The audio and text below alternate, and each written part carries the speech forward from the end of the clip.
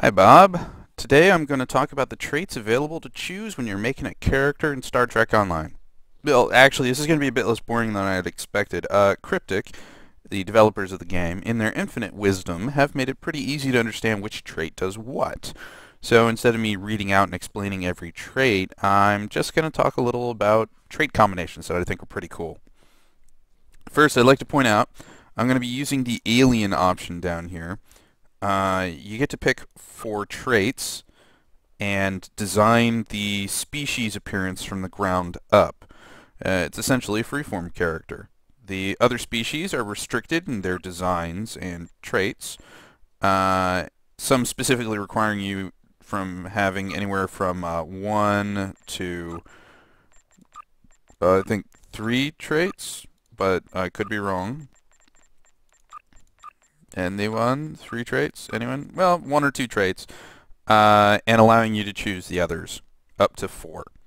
So for recommended trait builds, I'm just going to grab Alien for right now, because these all are fairly unique to each of these, except, like, occasionally acute senses, creative, these two, actually natural immunities, telepathic,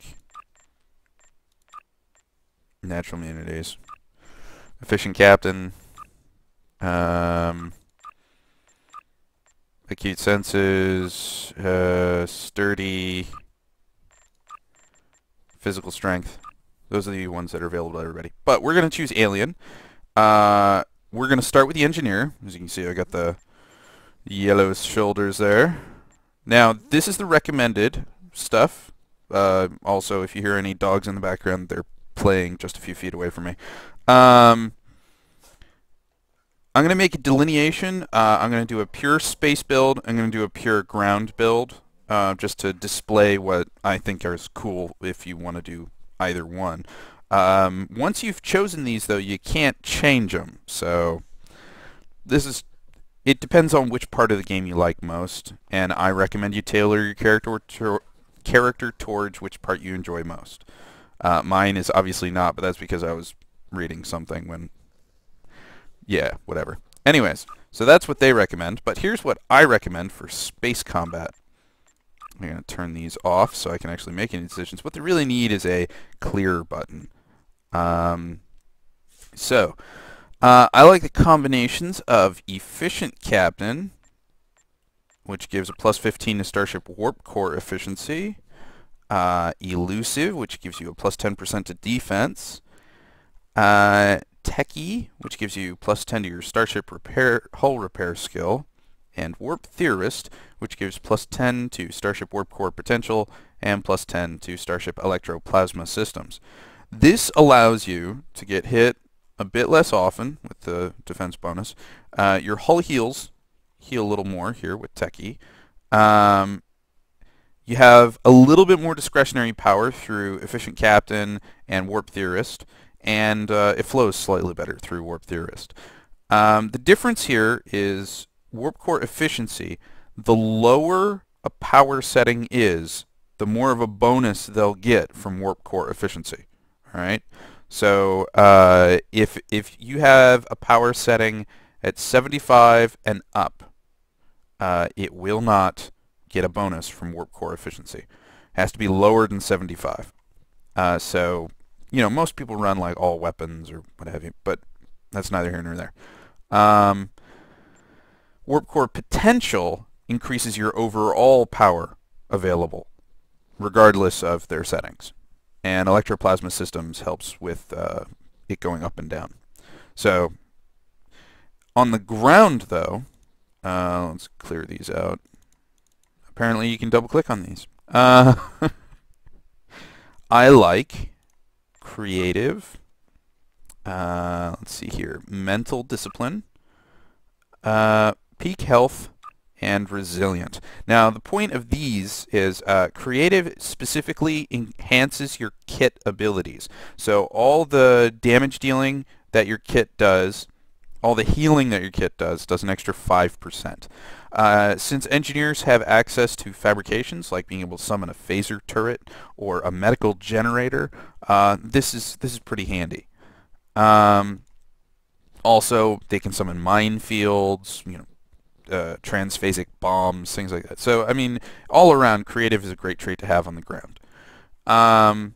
Mental discipline, in order to keep them in the action through giving them particular resistances against mental debuffs. Peak health increases their maximum hit points by 10%, as well as giving them some toxic damage resistance, which is just gravy, I think. And resilient gives them overall damage resistance. The perspective of the engineer is that they're capable of being a tank support character, and that's the kind of build I like to have. Now, just for fun, we're just going to go back. We're going to click science, because that's the next one we're going to do. Run down here, click alien. Alright, now for space, what I like for science officers is astrophysicist, gives you a bonus to science skills, bridge officer skills in space. We're going to go with elusive, so they have the 10% defense bonus. I'm going to say techie to increase their hull heals, and warp theorist to increase their overall power settings and their flow. On the ground, though, let's get rid of these. They could do well with this build. I'm thinking acute senses, creative, stubborn, and telepathic. Now, this combination here allows you, again, you know, science officers have amazing kit powers. They have more heals. In fact, on the ground, they're considered a healer or a debuffer as well. So the extra hit points from healing is a good idea.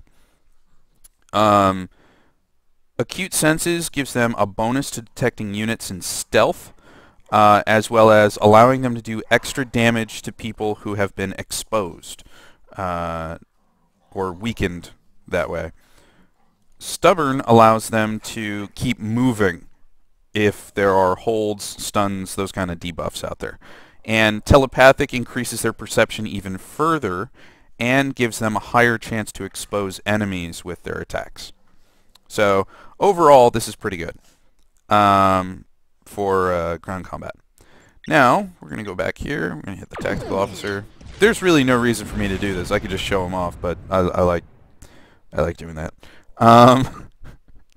In space, I recommend accurate to give you that extra chance of hitting. Efficient captain to give you power in systems you're not focusing on. Elusive to make it harder for you to get hit. And warp theorist to give you more power and power flow overall.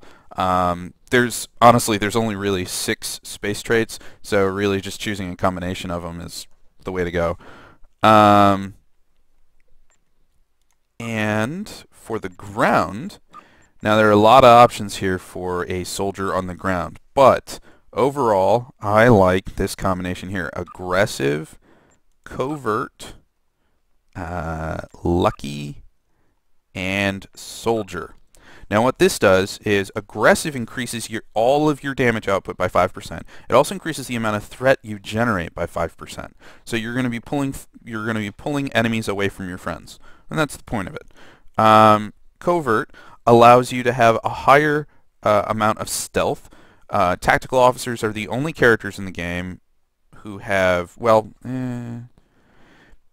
science officers have an ability to shed aggro, but tactical officers actually have a stealth generator that the skill that they get, so they can actually, you know, self-cloak. This also increases the amount of exploit damage they do when someone's been exposed. Lucky increases their critical hit chance. Soldier increases their damage across the board with energy weapons and gives them a higher chance to higher amount of damage when they do critically hit. So mind that these are just pure space or ground builds. You have to sit back and think about an equitable arrangement between space and ground. For example, my main character anyways, is an engineer who is an Andorian. I'm just going to click mail there. And he has techie I have to take acute senses. I don't know what to say in that one. But he is aggressive and did I pick elusive?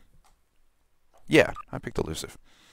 So he has aggressive, he has elusive, he has techie. Those are the abilities he has. Because I originally designed him with the concept that he would be a tank in space and a bit of a tank on the ground.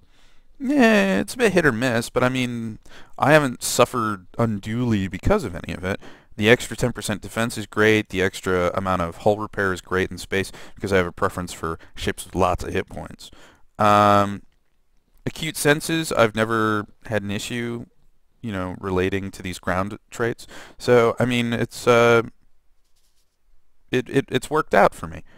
Um, I'd like to impress this though. Your mileage may vary, and whatever combination of traits you choose will be perfectly fine. These are things you can take into account whenever you decide what abilities and equipment you'd like to use, or you can ignore them completely.